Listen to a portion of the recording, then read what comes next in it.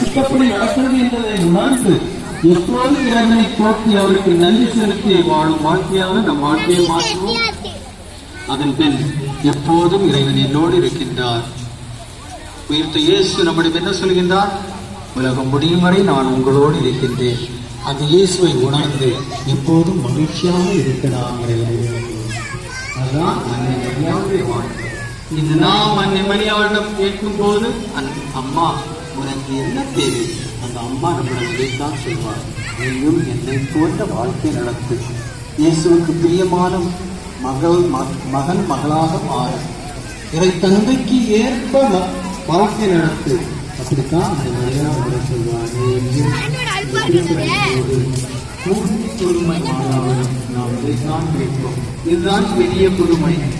நம்முடைய வாழ்க்கையில் ஒரு மாற்றம், அந்த மாற்றத்தை ஏற்றுக்கொண்டு அன்னையோடு ஒன்றித்து அன்னையை போன்று வாழ்க்கை நடத்தி இறைவனுக்கு உகந்த பிள்ளைகளாக மாறுவதுதான் மிக மேலான புதுமை. நம்முடைய வாழ்க்கையில் நடக்கும் புதுமை. அதற்காக நாம் ஒன்று அடுத்ததில்லை. இறைவனை நோக்குவோம்.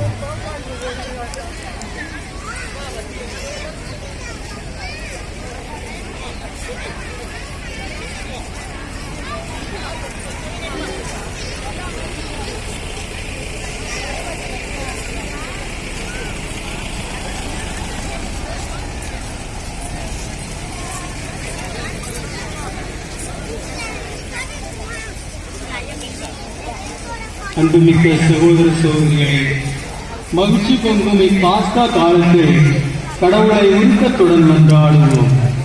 அதனால் தம்முடைய அன்பு திருமகனின் வேண்டல்களையும் மன்றாட்டுகளையும் கனிவாய் கேட்டருளியது போல நம்முடைய தாழ்நிலையை கண்ணோக்க அருள் புரிவாராக.